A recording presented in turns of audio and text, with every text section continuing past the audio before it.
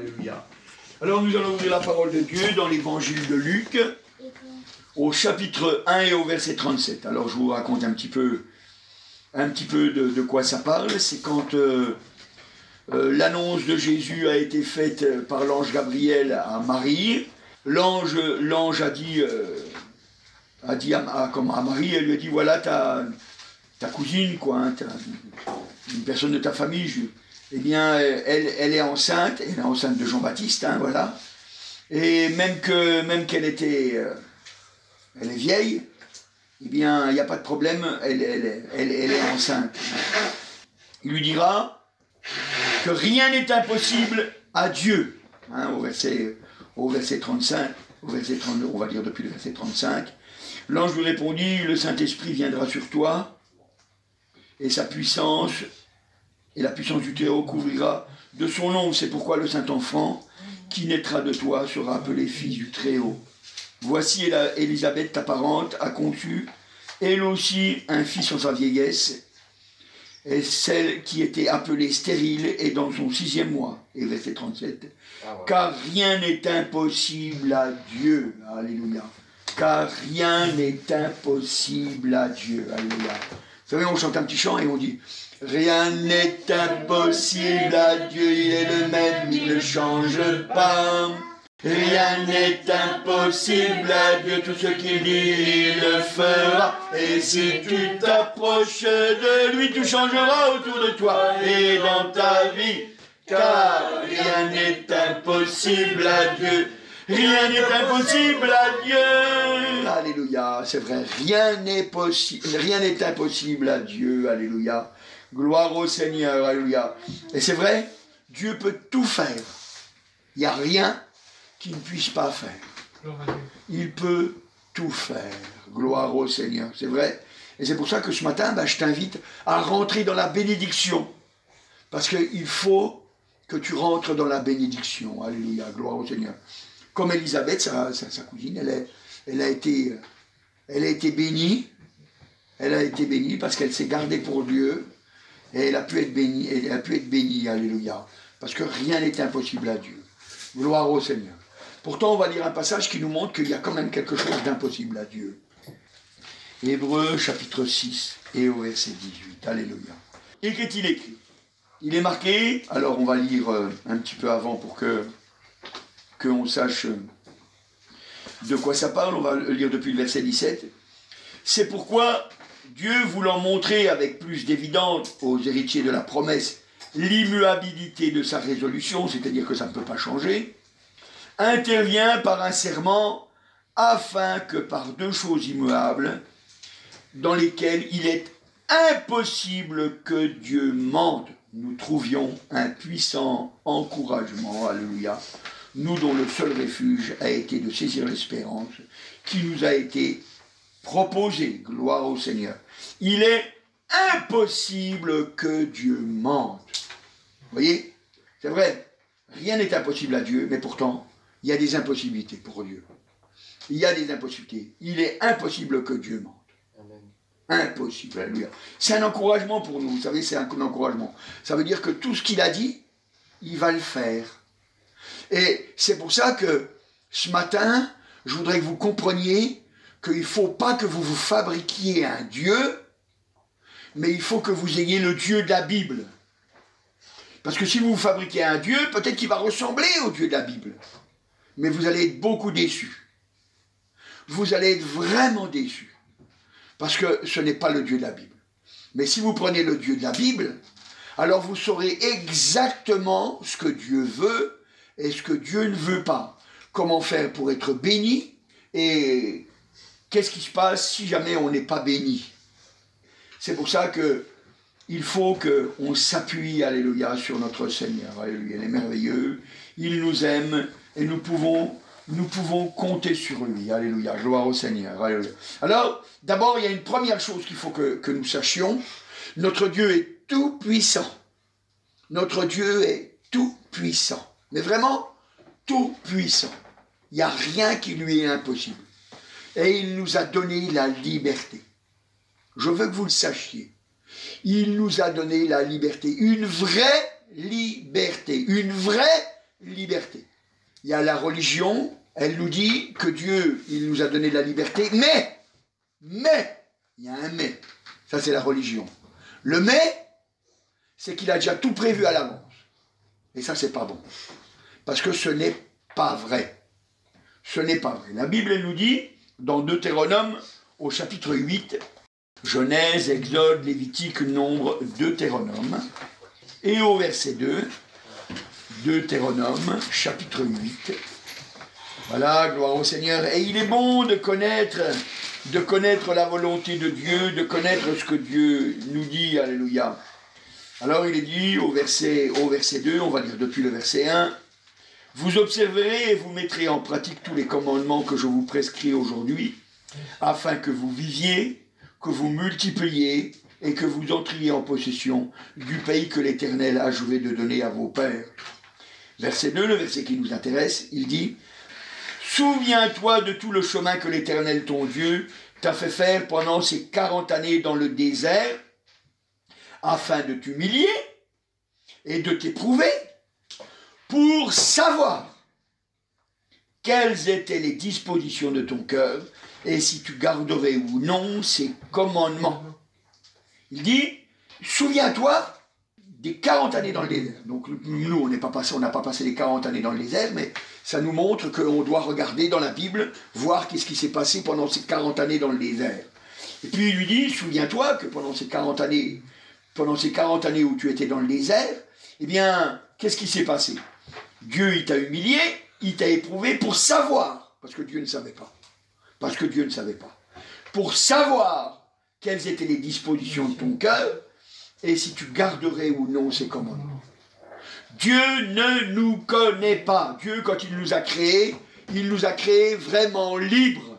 C'est pour ça qu'il ne nous connaît pas. Et il veut savoir qui on est. Vous savez, il ne va pas mettre n'importe qui dans son ciel. Il va mettre que des volontaires, que des gens qui ont envie d'aller dans le ciel. Que des gens qui ont envie d'aller dans le ciel. Et ça doit se voir. Ça doit se savoir si on veut aller au ciel ou pas. Ça doit se voir. Et vous savez, quand on voit ces passages-là, quand on regarde dans la parole de Dieu, et puis qu'on voit que Dieu, ne connaissant pas nos dispositions de notre cœur, alors il nous éprouve, donc ça, on comprend pourquoi il y a des épreuves dans la vie. Parce que Dieu ne nous connaît pas.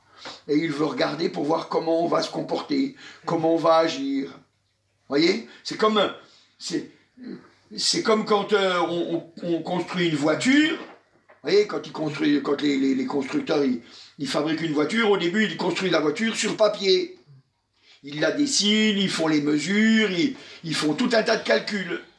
Et puis après, ils prennent la voiture et puis ils vérifient pour voir si c'est vrai. Voir si jamais en l'encastrant contre un mur, si à telle vitesse, si elle va s'enfoncer comme il est dit, si jamais c'est bien les bonnes choses qui vont se déformer, etc. Dieu il fait pareil avec nous. Dieu il fait pareil avec nous. Dieu il regarde pour voir comment on va se comporter.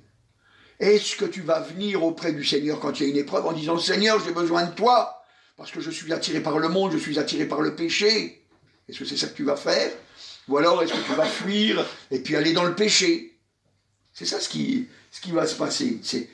Dieu a besoin de connaître les dispositions de ton cœur. Qu'est-ce que tu as dans ton cœur? Il ne te connaît pas, tu es véritablement libre. Alléluia, gloire au Seigneur.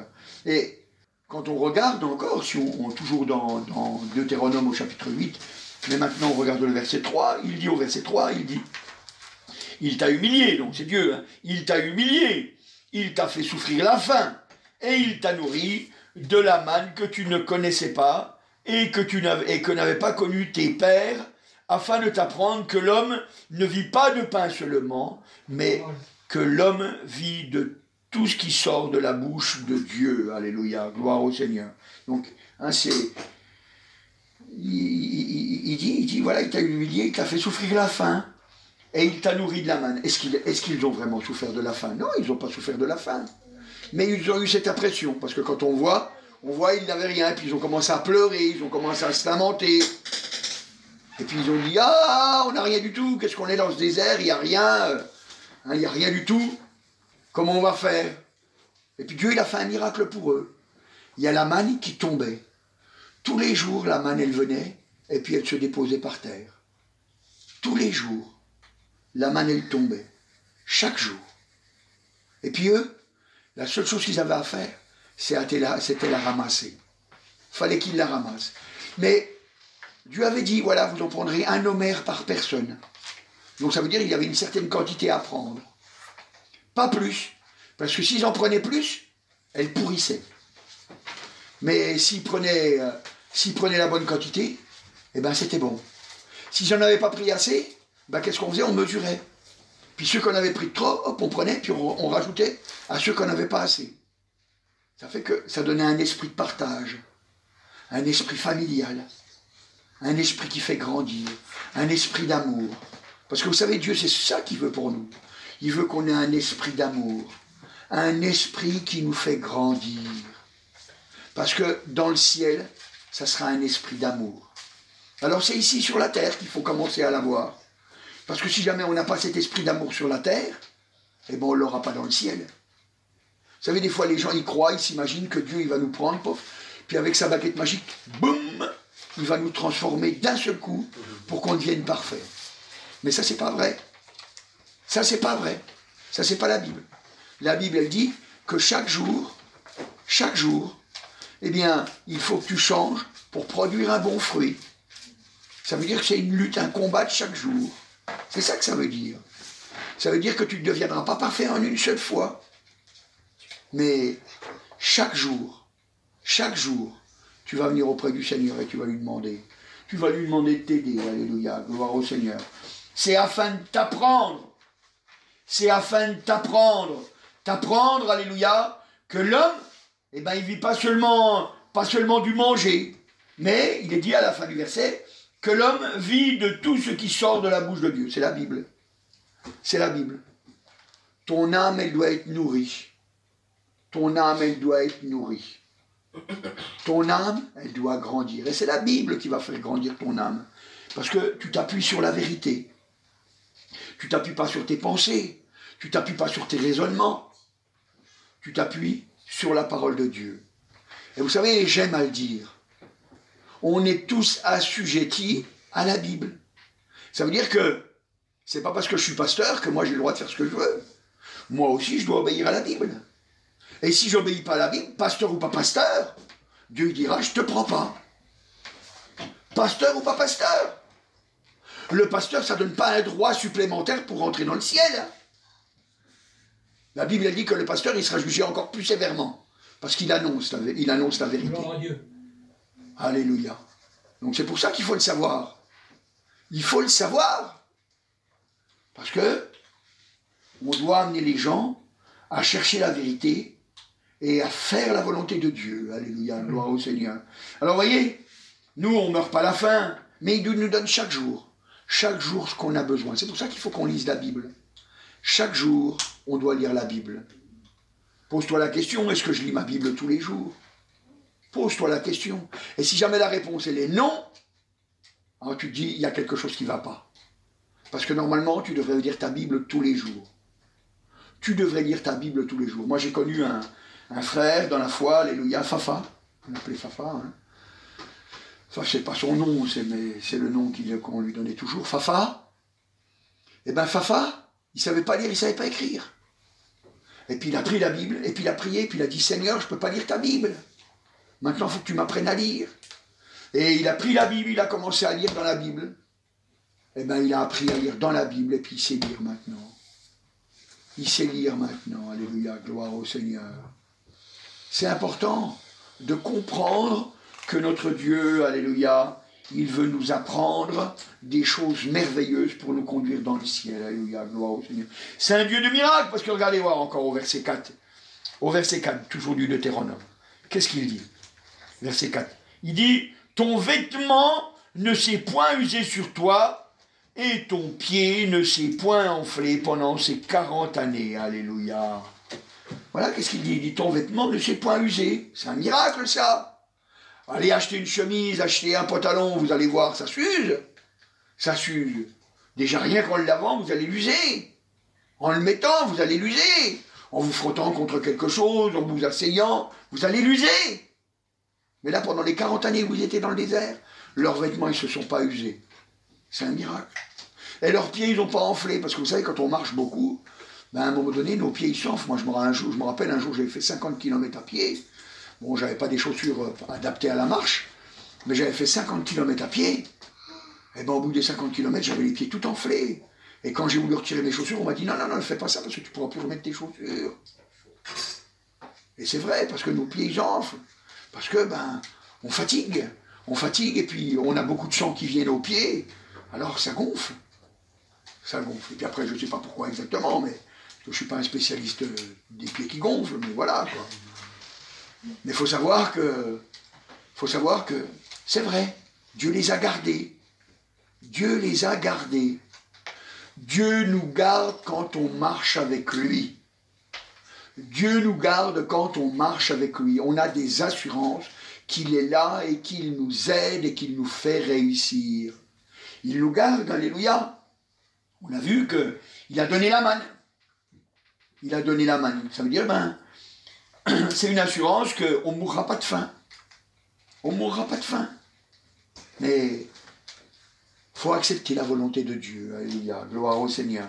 Alors voyez, s'il y a des choses qui sont impossibles à Dieu, eh bien, c'est bien cette chose-là.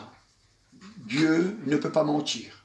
Donc c'est pour ça qu'il nous dit la vérité. Il nous dit qu'on doit se souvenir de ce qui est écrit dans la parole de Dieu, pour qu'on sache, et puis pour qu'il nous connaisse, parce que Dieu veut nous connaître. Et vous savez, c'est un peu comme un homme avec sa fiancée. L'homme avec sa fiancée, ils se fréquentent, ils discutent entre eux, ils se voient vivre, ils voient comment ils sont. Ils ne sont pas encore unis, mais ils apprennent à se connaître. Et nous, c'est pareil avec Dieu. Nous, c'est pareil avec Dieu.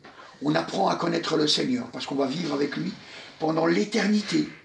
C'est pas un jour, c'est pas un mois, c'est pas 10 ans, c'est pas 100 ans, c'est pas 1000 ans ou 10 milliards d'années, c'est pour l'éternité. C'est pour l'éternité. Il séchera toute larme de nos yeux, et on sera toujours heureux avec lui. On sera toujours heureux avec lui, gloire au Seigneur. Donc notre Dieu n'est pas un menteur, et nous pouvons le croire. Il est digne qu'on le croie. Alléluia, gloire au Seigneur. Et vous savez, il y a une chose aussi qu'on doit savoir, parce que c'est vrai, notre Dieu, c'est vrai, tout est possible pour lui. Mais pourtant, il y a des choses, des fois, qui se passent pas comme on voudrait. Enfin, plus exactement, ça ne se passe pas comme Dieu voudrait. Si on regarde, par exemple, dans Matthieu, au chapitre 13, c'est Jésus. Et au verset 58, et il est écrit au verset 58, « Et il ne fit pas beaucoup de miracles dans ce lieu, à cause de leur incrédulité. » Est-ce que vous pensez que Jésus manquait de foi? Est-ce que vous croyez que Jésus manquait de puissance? Non. Pourtant, il est dit, à cause de leur incrédulité, il ne fit pas beaucoup de miracles dans ce lieu. Et encore, si vous regardez dans Marc, au chapitre 6 et au verset 5, il ne put faire là aucun miracle, si ce n'est qu'il imposa les mains à quelques malades et il les guérit. Et ils s'étonnaient de leur incrédulité. Voyez, il ne put faire là aucun miracle. Donc, voyez, c'est une impossibilité de Dieu. Dieu ne peut pas répondre quand il n'y a pas la foi. Dieu ne peut pas répondre quand il n'y a pas la foi. Si on n'a pas la foi, eh bien, ça ne peut pas marcher. Ça ne peut pas marcher. Et même, je vais vous dire quelque chose, quand même Dieu répond, quand même le miracle se fait, eh bien, on dira que ça ne vient pas de Dieu. On dira que ça ne vient pas de Dieu. On trouvera quelque chose. On dira, c'est un coup de chance. La météo, elle avait été prévue. Parce que, vous savez, ils peuvent dire tout ce qu'ils veulent. Quand lui, Dieu, il a dit quelque chose, il l'a fait. Il le fait, peu importe ce qu'ils ont vu dans le ciel, peu importe ce qu'ils ont vu avec leurs satellites et tout. Dieu, c'est lui. C'est lui le maître. C'est lui qui glorifie son nom. Alléluia. Gloire au Seigneur. Et nous devons savoir que l'incrédulité, ça empêche à la bénédiction. Ça veut dire que c'est une lutte, on doit lutter pour croire. On doit lutter pour croire. Vous savez, des fois on a l'impression que la foi, c'est quelque chose qui tombe comme ça, poum, et puis que ça nous est tombé dessus, et puis voilà, quoi, on a la foi. On a la foi. Et les disciples aussi, hein, ils ont cru des choses comme ça. Hein. Parce que, par exemple, quand vous regardez dans l'évangile de Luc, au chapitre 17 et au verset 5, les disciples, qu'est-ce qu'ils ont dit? Les apôtres dirent au Seigneur, augmente-nous la foi. Et le Seigneur, qu'est-ce qu'il leur a répondu? Et le Seigneur dit, si vous aviez la foi comme un grain de sénévé, vous diriez à ce sycomore, déracine-toi et plante-toi dans la mer, et il vous obéirait. Seigneur, il n'a pas dit abracadabra, hop, que la foi augmente. Ou je ne sais pas quel truc magique il aurait pu dire. Ou il n'a pas pris sa baguette magique pour transformer quelqu'un qui ne croyait pas en quelqu'un qui croit. Ça ne se passe pas comme ça. Et si tu crois ça, eh ben tu te trompes. Ça ne se passe pas comme ça. Et le Seigneur, qu'est-ce qu'il leur a dit? Il leur a dit, si vous aviez la foi. La foi, c'est la confiance. Si vous aviez confiance. Si vous aviez confiance. Ben vous savez, la confiance, elle doit grandir dans nos vies. Un jour, il y a quelqu'un qui m'a dit, oh, tu peux me faire confiance. Je lui ai dit, tu sais, la confiance, ça se gagne. Ben, c'est ça. Ça se gagne, la confiance. Ça se gagne. Dieu, il veut que nous ayons confiance en lui. Mais lui aussi, il va avoir confiance en nous. Lui aussi, il va avoir confiance en nous. Il va avoir foi en nous. Il veut nous croire, nous aussi. Et il veut nous croire quand on dit, Seigneur, change ma vie, ben il veut croire que c'est vrai, on le veut vraiment. Donc ça veut dire qu'on a un combat, on a une lutte, on doit persévérer pour montrer au Seigneur qu'on veut véritablement changer. Et là, quand on lui demandera, eh ben, il nous aidera. Il nous aidera, il nous fera réussir. Parce qu'autrement, vous savez, on se fait des illusions. On se fait des illusions, on se dit, je vais demander quelque chose, et puis ça va venir. La Bible, elle dit que quand on n'a pas la foi, vous savez, on est comme la flotte, quoi, comme l'eau. On est porté par le vent. On est trimballé d'un côté et de l'autre. Et puis, un coup dans un sens, un coup dans un autre. Emporté à tout vent. Et c'est terrible quand on est emporté à tout vent. Parce qu'on n'a rien de solide. On n'a rien de solide. Mais nous, on a la parole de Dieu. On a la Bible, alléluia.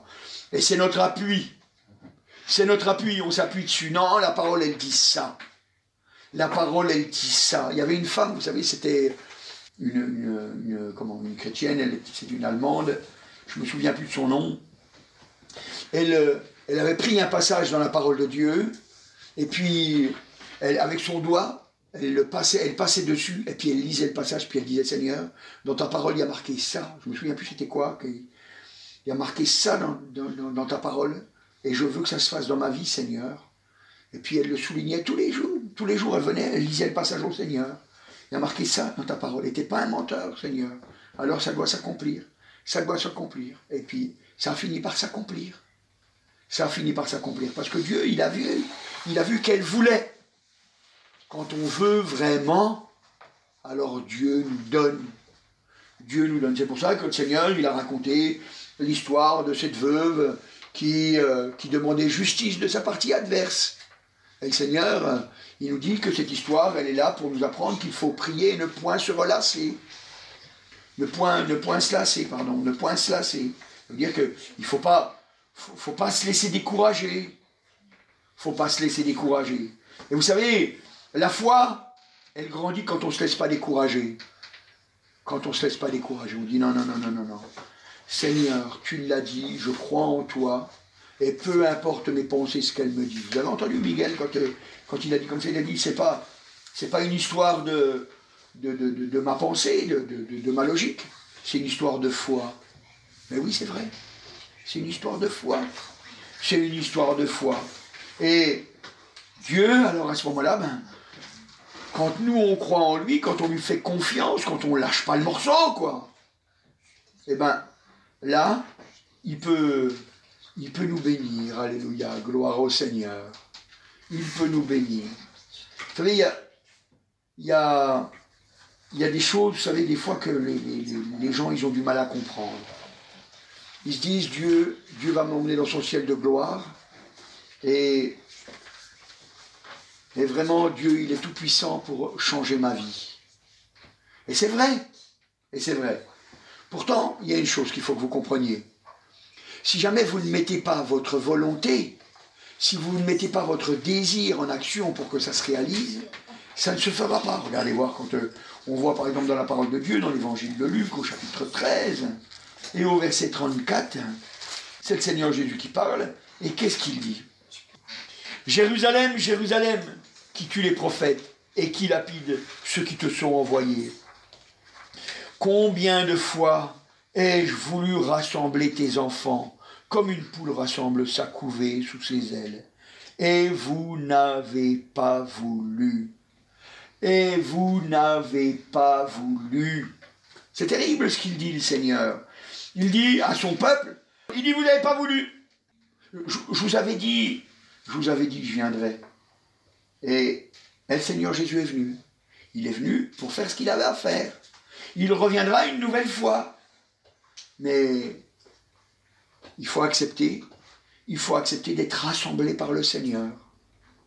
Il faut accepter d'être rassemblé par le Seigneur. Vous savez, la Bible, elle nous montre que dès le début, Dieu il a voulu tout le temps former un peuple. Quand il avait pris Israël, il a pris le peuple d'Israël et il l'a uni.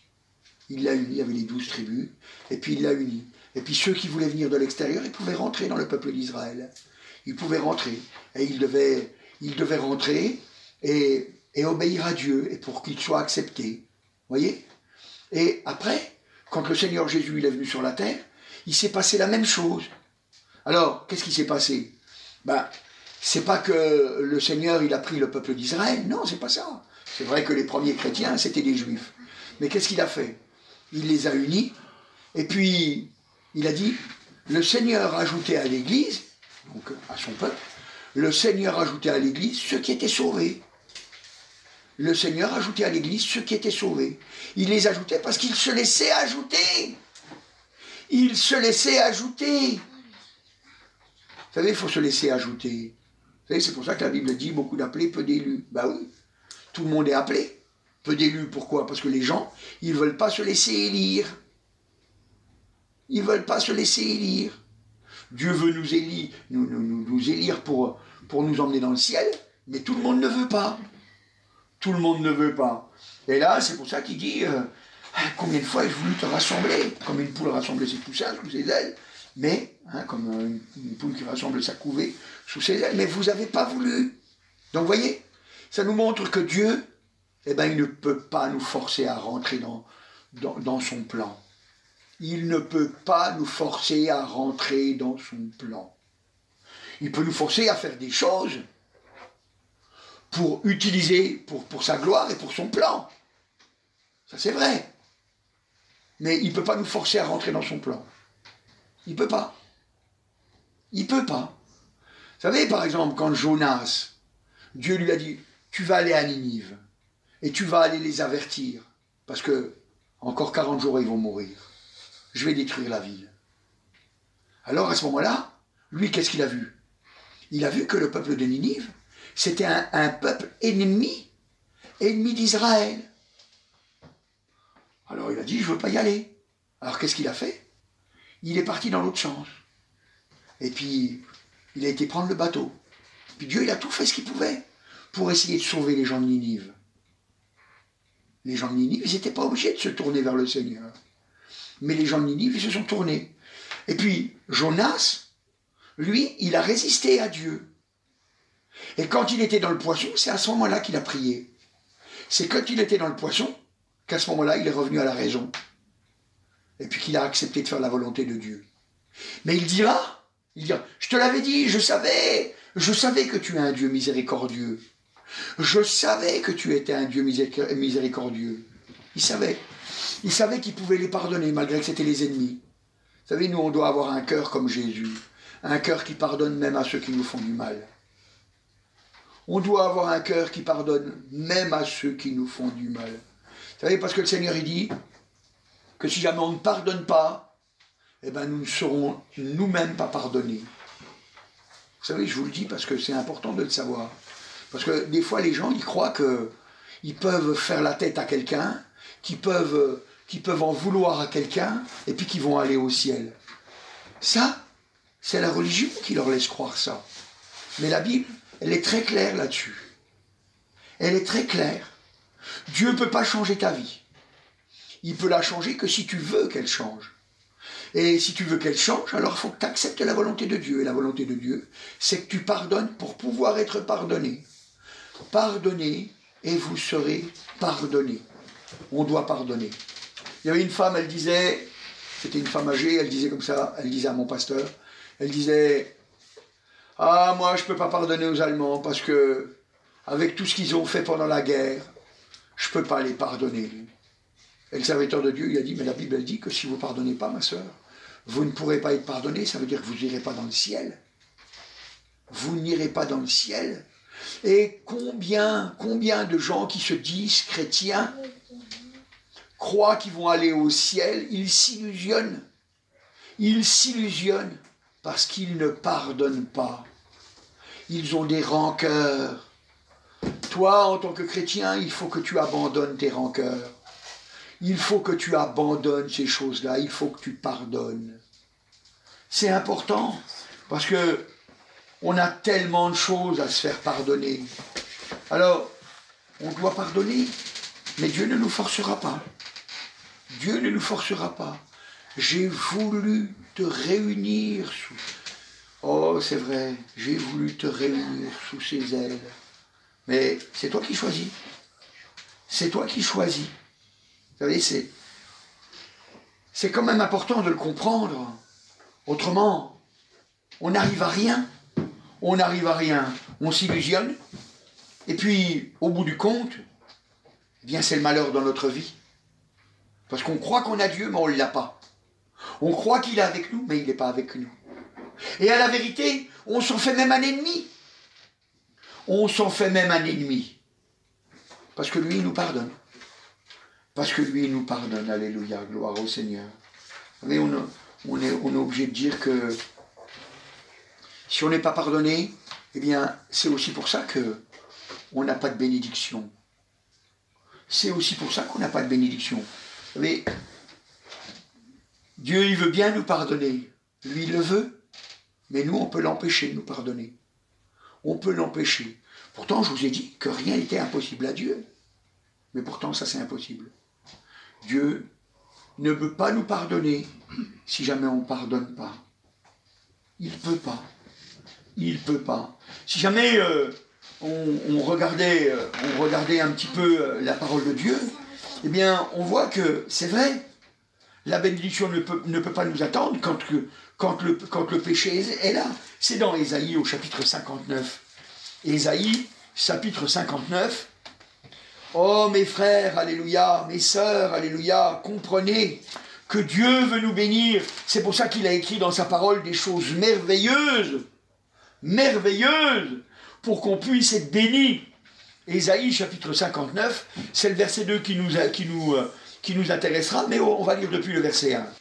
Il est écrit au verset 1, « Non, la main de l'Éternel n'est pas trop courte pour sauver, ni son oreille trop dure pour entendre. » Verset 2, « Mais ce sont vos crimes qui mettent une séparation entre vous et votre Dieu. Ce sont vos péchés qui vous cachent sa face et qui l'empêchent de vous écouter. » Qui l'empêchent de vous écouter. Le péché, ça empêche Dieu de nous écouter. On ne nous le dit pas dans la religion, ça. On ne nous le dit pas. On ne nous le dit pas. Mais on doit le savoir. On doit le savoir. Parce que vraiment, ça empêche Dieu de nous écouter. Dieu, il veut nous écouter. Il est attentif, mais le péché est là. Le péché est là. Vous voyez, c'est pour ça qu'on a dit juste avant, on doit être pardonné. On doit être pardonné. Et pour être pardonné, alors nous aussi, on doit pardonner. Ça empêche tellement. Il est dit au verset 1, on l'a lu, Non, la main de l'Éternel n'est pas trop courte pour sauver. Elle n'est pas trop courte pour sauver. Et son oreille trop dure pour entendre. Non, non, non. Notre Dieu, il ne veut que ça. Il ne veut que nous écouter. Il ne veut que nous bénir. Il ne veut que ça. Il ne veut que ça. Mais ça dépend de nous. Ça dépend de nous. Ça dépend de toi. C'est toi qui choisis. Vous savez, je dois le dire, regardez ce matin. Il y en a, ils ne sont pas venus. Il y en a, ils ne sont pas venus parce qu'ils sont malades. C'est une chose. Mais il y en a, ils ne sont pas venus parce que 10 heures, c'était encore trop tôt. 10 heures, c'était encore trop tôt. Un jour, j'étais à Sarrebourg, j'étais pasteur à Sarrebourg, et dans l'église, je voyais que les gens, ils arrivaient en retard à la réunion. Alors ils arrivaient des fois même une demi-heure en retard, même 3/4 d'heure en retard, voire même plus pour certains. Et puis, qu'est-ce que vous voulez? On dit ils sont venus. Merci Seigneur, c'est déjà ça. Ils sont venus, ils entendront ce qu'ils entendront. Et puis, peut-être que, à force,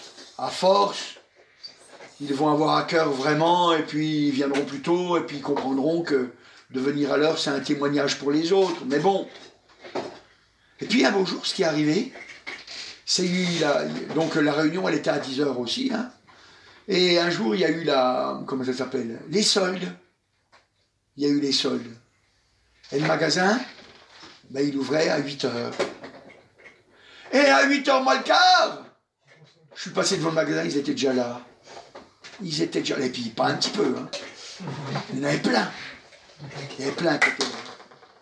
Et puis ça m'a désolé, vous voyez, ça m'a désolé, parce que dans mon cœur, j'ai été vraiment triste, parce que je me suis dit, ils sont là pour les soldes, mais pour être là pour leurs frères et leurs sœurs, pour être un témoin pour eux, ils ne le font pas.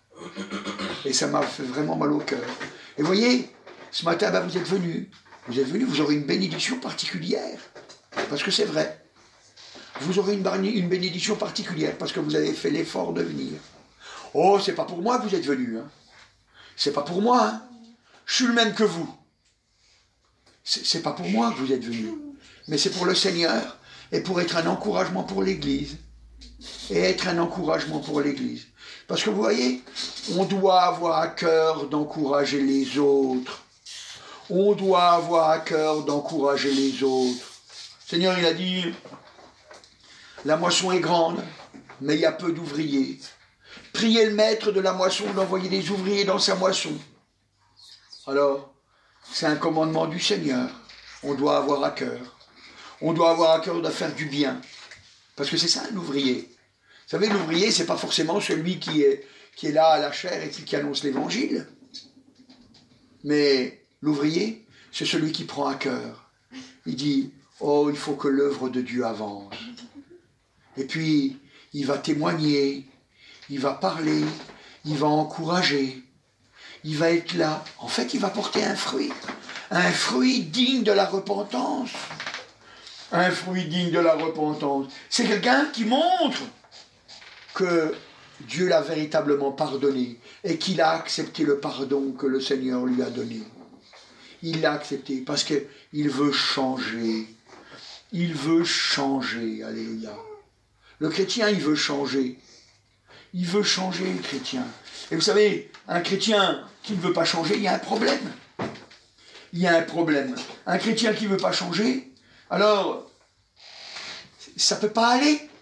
Ça ne peut pas aller. Vous savez, quand on voit les combats qu'on retrouve dans l'ancienne alliance, regardez voir dans Josué au chapitre 7, Genèse, Exode, Lévitique, Nombre, Deutéronome, Josué, juste avant les juges.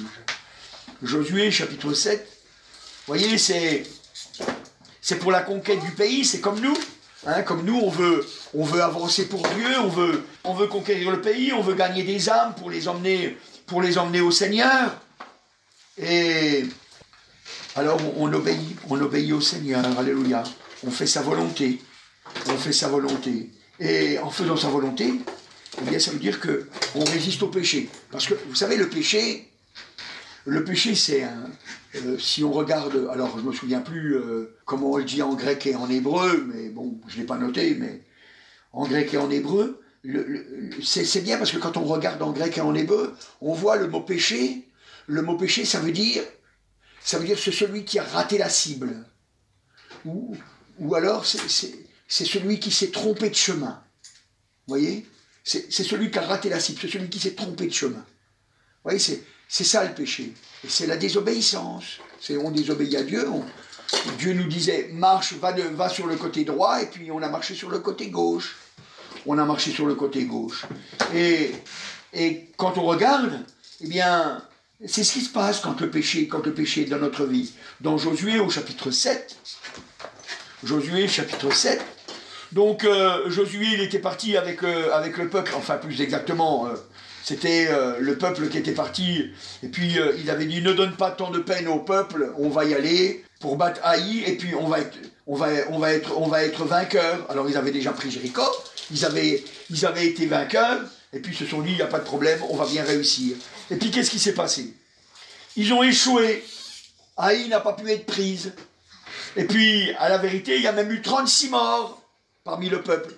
Alors le peuple, il s'est mis à pleurer. Même Josué, il était étonné, parce que normalement, il devait avoir la victoire. Et puis, il n'a pas eu la victoire. Alors Josué, il a réfléchi. Puis il a dit, comment je vais faire pour savoir pourquoi?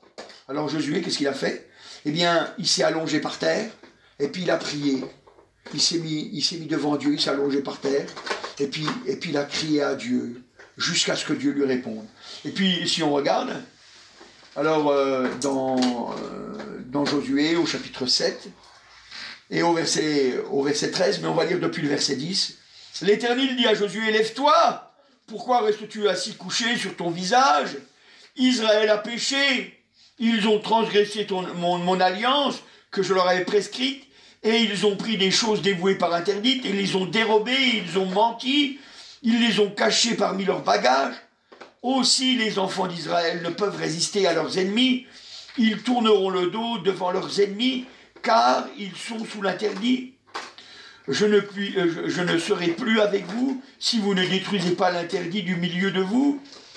Lève-toi, sanctifie le peuple, et tu diras, sanctifiez-vous, alléluia, gloire au Seigneur. Voyez, on voit, il y a l'interdit. Il y a l'interdit au milieu de toi. Tu ne pourras plus résister à tes ennemis. Et vous savez, c'est pour ça que les gens, des fois, ils retombent dans le péché. Ils disent, ah, j'avais gagné la victoire. J'avais gagné la victoire. Et puis, au lieu de rester dans la victoire, ils se laissent aller à des travers, à des péchés. Et puis après, ils disent, ah, j'ai perdu la victoire. J'ai perdu la victoire. Mais c'est pas normal, on ne doit pas perdre la victoire. On ne doit pas la perdre, la victoire, on doit la gagner, on doit la garder. On doit la garder. Il y a un interdit au milieu de toi. Tu ne pourras plus résister à tes ennemis jusqu'à ce que vous ayez ôté l'interdit du milieu de vous. Pour pouvoir être de nouveau victorieux, il faut ôter l'interdit. Il faut ôter l'interdit, il faut ôter le péché. Il n'y a que comme ça qu'on peut être victorieux. Autrement, on ne peut pas. On ne peut pas être victorieux. Vous savez, hein, c'est quand même important de comprendre que la bénédiction, eh bien, elle est liée, c'est vrai, à ce que le Seigneur Jésus l'a fait pour nous. Mais nous, on doit produire un fruit digne de la repentance. Parce que si jamais on ne produit pas un fruit digne de la repentance, c'est qu'on ne s'est pas repenti. C'est qu'on ne s'est pas repenti. On l'a dit peut-être, avec des mots. Mais les mots, c'est des mots. Les mots, ça doit être accompagné d'actes. Si jamais tu ne montres pas que tu es un chrétien, c'est que tu n'es pas un chrétien. Ça doit se voir, on doit te reconnaître. On doit savoir que tu es un chrétien. Ça doit se voir à tes actions. Ça doit se voir. Vous savez, quand quelqu'un nous fait du mal et puis qu'on lui pardonne, les gens ils le voient. Hein. Ils le voient. Hein. Quand ils voient que même que la personne n'a pas été très sympa avec nous, hein, voire même méchante, que nous on lui fait du bien, et les autres ils le voient. Les autres ils le voient. D'ailleurs ils vous diront les autres pour essayer de vous encourager à rentrer dans le péché, ils diront moi je serai à ta place, purée, je lui en mettrai une, et puis une bonne. Hein. Puis nous on dit non. Non, nous on ne fait pas ça. Parce que nous on sait qu'un jour Dieu se vengera. Dieu il se vengera parce qu'on aura fait du mal à ses enfants. Et c'est nous les enfants de Dieu. C'est nous ses enfants. Et c'est Dieu qui nous dit, à moi la vengeance, à moi la rétribution. C'est lui qui se vengera. Nous, si on veut se venger, c'est en faisant du bien. C'est comme ça qu'on doit le faire. Parce que Dieu, il dit que si jamais quelqu'un nous fait du mal et puis que nous, on lui fait du bien, eh ben, on amasse au-dessus de sa tête des charbons ardents. On amasse au-dessus de sa tête des charbons ardents. Pourquoi on amasse des charbons ardents? Parce que Dieu, lui, qu'est-ce qu'il voit? Il voit que nous, on obéit à sa parole. Et puis, le jour où Dieu nous vengera, c'est à ce moment-là, il dira, souviens-toi ce jour-là. Souviens-toi ce jour-là. J'avais mis quelqu'un devant toi pour que tu puisses te tourner vers moi, pour que tu puisses être béni toi aussi. Et toi, malgré le mal que tu lui avais fait, lui t'a répondu par du bien parce qu'il a aimé ton âme. T'as pas voulu, maintenant, tu récupères le fruit. Voyez? C'est ça la vérité. C'est ça la vérité. Et nous, alléluia, gloire au Seigneur, alors on doit enlever du milieu de nous l'interdit. On doit enlever l'interdit. On doit l'enlever. On doit l'enlever. C'est pour ça que les gens, ils sont délivrés du tabac. Ils sont délivrés du tabac, pourquoi? Parce que quand ils fument, ils n'encouragent pas les autres à ne pas fumer. Hein. Ils encouragent les autres à fumer. Et pourquoi c'est un péché de fumer? Parce que c'est un péché de fumer. Pourquoi c'est un péché? Parce qu'on détruit notre corps. Et notre corps, il ne nous appartient pas. Un jour, on a dit, Seigneur, je te donne ma vie, je te donne mon corps. Je te donne mon être tout entier. Maintenant, si jamais quelqu'un, il vous donne quelque chose, imaginez voir quelqu'un, il vient, et il vous donne une voiture. Il vous l'a donnée. Puis il vient le lendemain, puis il fout des coups de marteau dedans. Vous lui dites, mais qu'est-ce que tu fais, là? Qu'est-ce que tu fais? Il va dire, je fous des coups de marteau dans la voiture. Mais elle est plus à toi, elle est à moi. Elle est à moi. Tu peux pas faire ça. Tu es en train de faire du mal à mon bien. C'est pareil. C'est pareil. Donc c'est pour ça que vous se débarrassez de la cigarette. Et puis j'ai dit de la cigarette parce que c'est quelque chose de courant, de la drogue, de l'alcool. Parce que toutes ces choses-là qui font du mal à notre corps, on doit s'en débarrasser. On doit s'en débarrasser. C'est pour ça que le péché doit être enlevé. Au milieu de l'église, ça doit être la sainteté. Ça doit être la sainteté. C'est-à-dire, le chrétien, il l'est tous les jours de la semaine. Hein. Tous les jours de la semaine, du lundi au dimanche inclus. Hein. Il n'est pas le dimanche matin de 10h à midi, hop. Là, je suis saint, et puis après, le reste du temps, je fais ce que je veux. Non. J'ai dit, je donne mon cœur au Seigneur, c'est vrai. On le fait. On le fait. D'ailleurs, si vous regardez dans la parole de Dieu, vous vous apercevez quoi? Qu'est-ce qu'il dit, le Seigneur? Le Seigneur, il y a une seule fois dans la Bible, vous pourrez regarder, hein. Il y a une seule fois dans la Bible où il est marqué, ce que Dieu veut. Une seule fois, il est marqué ça dans la Bible. Ce que Dieu veut, c'est votre sanctification. Alors on va le lire pour que vous le sachiez. Dans Hébreux, au chapitre 12 et au verset 14. Hébreux, chapitre 12 et au verset 14. Hébreux, chapitre 12 et au verset 14.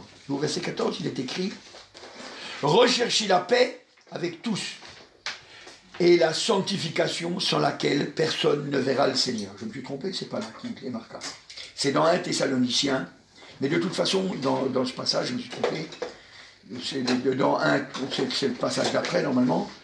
Dans Hébreux chapitre 12 au verset 14, il dit: recherchez la paix et la sanctification, sans laquelle, ça veut dire que s'il n'y a pas la sanctification, sur laquelle personne ne verra le Seigneur. Ça veut dire qu'on n'ira pas au ciel. Mais si jamais on va dans 1 Thessaloniciens au chapitre 4, 1 Thessaloniciens au chapitre 4, et au verset 3, et c'est là qu'il y a marqué ce que Dieu veut, 1 Thessaloniciens chapitre 4, et au verset 3, il dit au verset 3, ce que Dieu veut, c'est votre sanctification, c'est que vous vous absteniez de la débauche, c'est que chacun de vous sache posséder son corps dans la sainteté et l'honnêteté. Hein, et puis vous pourrez lire le reste après, alléluia, gloire au Seigneur. Et il dit ce que Dieu veut, c'est votre sanctification. Et c'est pour ça qu'après, donc, je l'ai lu, je me suis trompé d'ordre, mais c'est pour ça que dans Hébreux au chapitre 12 et au verset 14, il est marqué, sans laquelle, hein, c'est la sanctification, sans laquelle personne ne verra le Seigneur. C'est parce que le Seigneur, il veut tellement qu'on aille au ciel, qu'il nous le dit. je veux que tu te sanctifies. Je le veux parce qu'autrement tu ne vas pas y aller. Je te le dis clairement, tu n'iras pas. Tu n'iras pas. C'est pour ça que la Bible nous dit aussi dans l'Apocalypse, elle nous dit que les tièdes seront vomis. Vous savez, les tièdes, c'est ceux qui ils croient en Dieu, ils font même des choses pour Dieu. Ils font même des efforts pour Dieu. Mais en même temps, ils vivent dans le monde. Ils vivent pour le monde. Et ils mélangent. Ils mélangent. Alors ça fait une religion, ça ressemble aux choses de la Bible. Ça ressemble. Mais ils n'iront pas dans le ciel. Ils n'iront pas dans le ciel. Ils vont être jetés dans les temps, dans le feu et le soufre. Et ils vont souffrir éternellement. Pourquoi? Parce que c'est l'endroit seul où ils peuvent aller. C'est un endroit de confusion. Un endroit de souffrance. Parce que dans le ciel, c'est pas comme ça.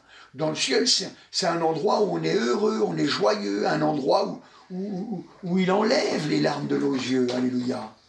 Parce qu'on est heureux pour l'éternité. Pour l'éternité. C'est pour ça qu'on doit rechercher la paix, mais aussi la sanctification. On doit chercher à se sanctifier. Qu'est-ce qui ne va pas dans ma vie, Seigneur? Il faut que je te l'amène. C'est ça qu'on doit dire au Seigneur. Et puis on vient au Seigneur et on lui dit. Et c'est pour ça que je dis tout le temps, je dis, mon frère, ma soeur, tu as un péché que tu n'arrives pas à l'enlever. Tu n'arrives pas à l'enlever parce qu'il te semble plus fort que toi. D'abord, c'est pas vrai, il n'est pas plus fort que toi. C'est juste parce que tu es attiré par ce péché, parce que c'est quelque chose qui te plaît. Et c'est pour ça que tu n'arrives pas à t'en débarrasser. Alors je vais te dire comment il faut faire pour t'en débarrasser. C'est très simple. Tu vas devant le Seigneur et tu lui dis, voilà Seigneur, moi je veux marcher avec toi. Mais je dois reconnaître que c'est vrai. J'ai un péché dans ma vie, un ou plusieurs. J'ai un péché dans ma vie. Et celui-là, je l'aime particulièrement. Et je m'aperçois que je l'aime plus que toi. Et ça, c'est pas normal, Seigneur. Alors je viens à toi pour que tu me donnes de l'amour, pour que mon péché, je l'aime moins que toi. Et si vous faites ça, vous allez voir la première fois, vous allez venir, et puis vous allez sûrement recommencer votre péché. La deuxième fois, vous allez venir, vous allez sûrement recommencer votre péché. La troisième fois, vous allez sûrement venir, et vous allez commencer encore votre péché. La quatrième fois et la cinquième fois, peut-être que vous allez encore venir, et vous allez encore faire votre péché. Mais ces fois-ci, votre cœur sera attristé. Votre cœur sera attristé, vraiment attristé, parce que vous vous rendrez compte que l'amour de Dieu est tellement grand pour vous, et que vous lui faites du mal. Vous lui faites du mal, et vous allez en pleurer. Et vous allez venir devant le Seigneur, Seigneur, délivre-moi, je t'en prie, mon Seigneur. Délivre-moi pour que je te fasse pas de mal, parce que je vois combien je te fais souffrir. Et vous allez voir, vous allez pleurer, vous allez lutter. La Bible, elle dit 7 fois le juste, il tombe, 7 fois. Il se relève. Parce qu'on doit se relever, alléluia. On doit se relever parce qu'on doit être victorieux. Et si on se relève, ça veut dire qu'on marche sur toute la puissance de l'ennemi et que rien ne peut nous nuire, alléluia. Je ne vous ai pas dit, mes frères et sœurs, que du jour au lendemain, vous étiez changés.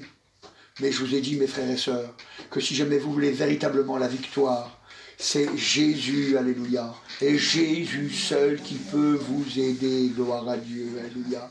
Jésus seul qui peut vous aider. Mais il est impossible au Seigneur Jésus de vous emmener dans le ciel si vous ne voulez pas.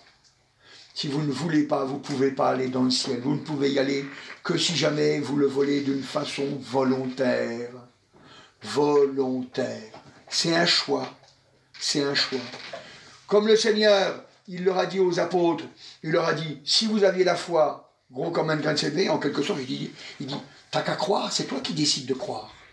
C'est toi qui décides. Eh bien, il dit pareil. Il dit, tu veux te débarrasser de ton péché? C'est toi qui décides de te débarrasser de ton péché.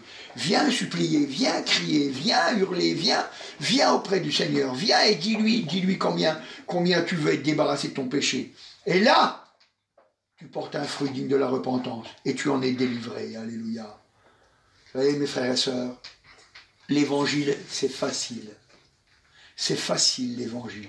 Et pourtant, combien vont être perdus pour l'éternité parce qu'ils ont refusé cette facilité. Ils ont refusé cette facilité. Vous savez, je vous le dis, si jamais vous ne recherchez pas la sanctification, même vos prières, elles ne servent à rien. Même vos prières, elles ne servent à rien. Vous regardez par exemple dans Proverbes au chapitre 28 et au verset 9. Si quelqu'un détourne l'oreille pour ne pas écouter la loi, sa prière même est une abomination. Sa prière même est une abomination. On a beau dire ce qu'on veut, la parole, elle est très claire. Elle est très claire. C'est pour ça que, quand on vient auprès du Seigneur, eh bien, on commence par lui confesser nos péchés. On commence par lui dire, voilà, je suis un pécheur. Vous savez, comme cet homme qui se frappait la poitrine, puis qui disait, Seigneur, oh, c'est vrai, il n'osait même pas tourner les yeux vers le ciel. Puis qui disait, Seigneur, je suis un pécheur. Je suis un pécheur, Seigneur. Et le Seigneur, alléluia, alors à ce moment-là, il écoute. Parce que vous savez, le Seigneur, il est venu pour les pécheurs, pour les gens de mauvaise vie. C'est pour ça qu'il est venu. C'est pas pour les gens qui se croient bons. Les gens qui se croient bons, il ne peut rien faire pour eux. Il ne peut rien faire pour les gens qui se croient bons. Mais les gens qui reconnaissent qu'ils sont pécheurs, alors ils peuvent venir au Seigneur. Et ils peuvent être exaucés. Alléluia, gloire au Seigneur. Parce que le Seigneur, il les aime. C'est pas qu'il n'aime pas les autres, mais les autres, ils n'en veulent pas. Les autres, ils n'en veulent pas. Alors ce matin, je voudrais que tu comprennes. Notre Dieu est tout puissant. Alléluia. Tout puissant pour te faire réussir. Tout puissant. Mais il est tellement puissant qu'il t'a laissé la liberté de choisir. Il t'a laissé la liberté de choisir. Alors ce matin, eh ben, je veux t'engager. Qui est-ce qui ce matin veut s'engager à marcher avec le Seigneur? Qui est-ce qui ce matin veut s'engager à lutter contre son péché? Oh, peu importe ce que les gens y pensent de toi. Moi, je veux t'engager parce que c'est Dieu qui regarde. Qui est-ce qui veut s'engager? Qui lève sa main? Amen. Tu vois ces mains qui se lèvent, Seigneur, alléluia, tu bénis, Seigneur, alléluia, tu l'encourages, Seigneur. Tu donnes encore, Seigneur, alléluia, un esprit vaillant, Seigneur, alléluia, pour lutter et persévérer, Seigneur, pour tenir ferme jusqu'au bout, parce que tu nous as dit que c'est celui qui persévère jusqu'au bout, alléluia, qui héritera le royaume des cieux, Seigneur, alléluia. Alors nous avons confiance en toi, Seigneur. Merci, agneau de Dieu. Et donne-nous encore un esprit de prière pour ceux qui ne sont pas venus, Seigneur, alléluia, pour que nous prions pour eux, Seigneur, pour que leur cœur soit de nouveau touché, Seigneur. Merci, agneau de Dieu. Merci, Jésus. Amen. Gloire au Seigneur, alléluia. Je te dis que si tu crois, tu verras la gloire de Dieu. Je te dis que si tu crois, tu verras la gloire de Dieu.